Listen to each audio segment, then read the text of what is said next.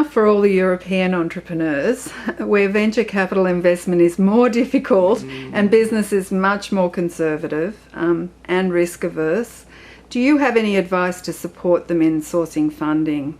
Is there no other option than living in the Valley?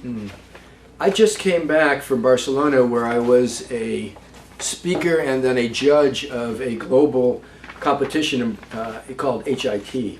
And I was really encouraged by it. It was the second year. And these were entrepreneurs and ventures sourced from all over the world, from Chile, from India, from China, from Germany, from Norway.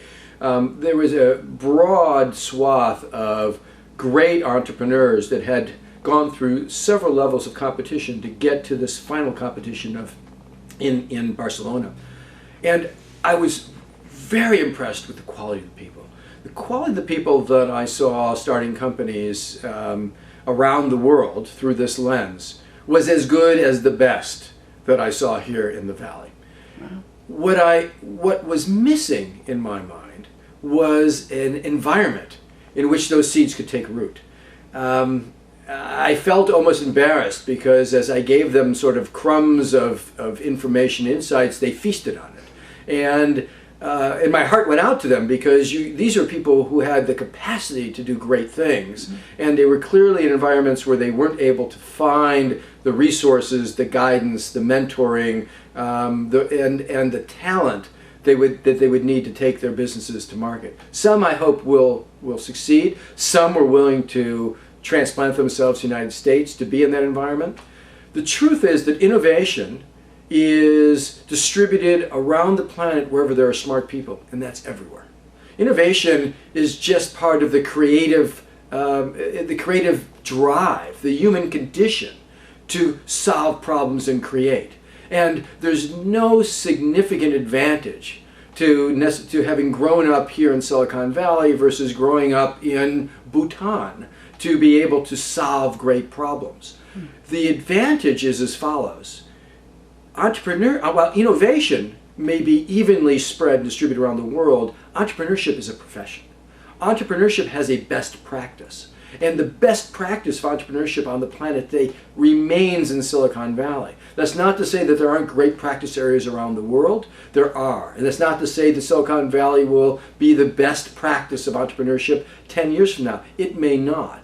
But it took 70 years for Silicon Valley to create a culture of risk-taking, to create an environment of resources and investment, and more importantly, to create an expectation that great minds would invest in great minds. Not just money in great minds, but their minds in great minds to help create the next new thing.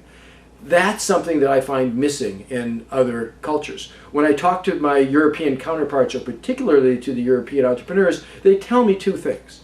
They tell me that if they try and fail in Europe, it's a personal failure, not just a business failure. That's not the case in Silicon Valley. Silicon Valley, if that was the case, we would have far fewer risk takers and far fewer entrepreneurs than we have today.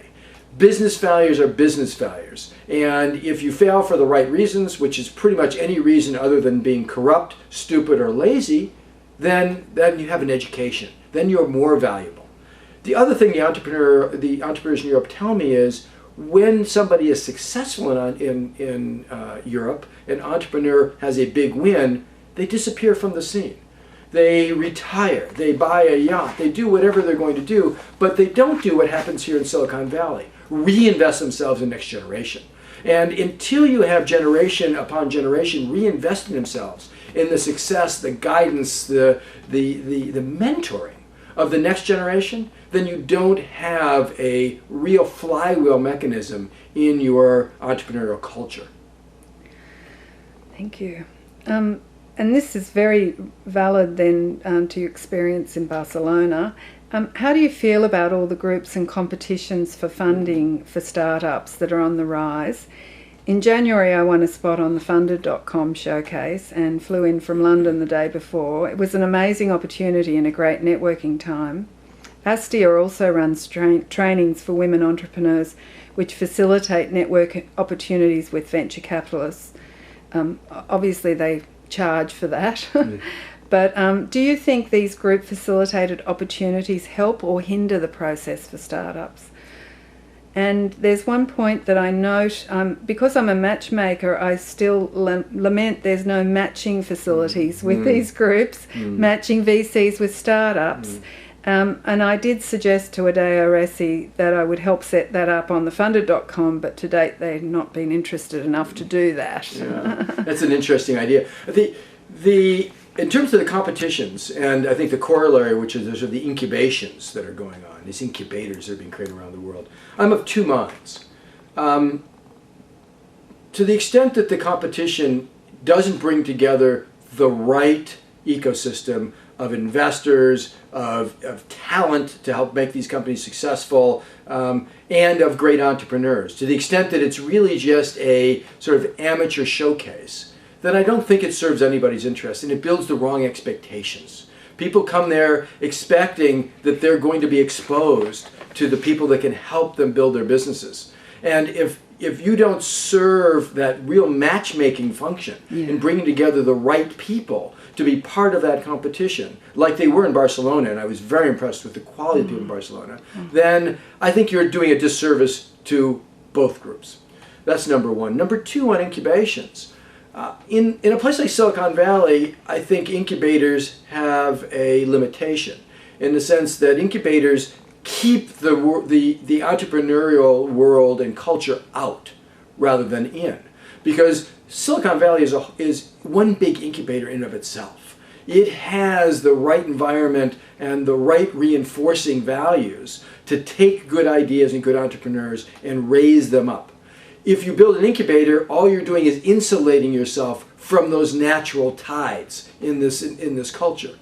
On the other hand, if you're in a culture where that is not as friendly to entrepreneurship, where you need to protect your fledgling organizations and provide them with care and feeding to get them strong enough to enter into the business culture, then I think an incubator is a useful tool. Thank you very much, and thank you so much for your time today. Oh, it was a great, great pleasure. Thank you very much. It's a pleasure speaking with you.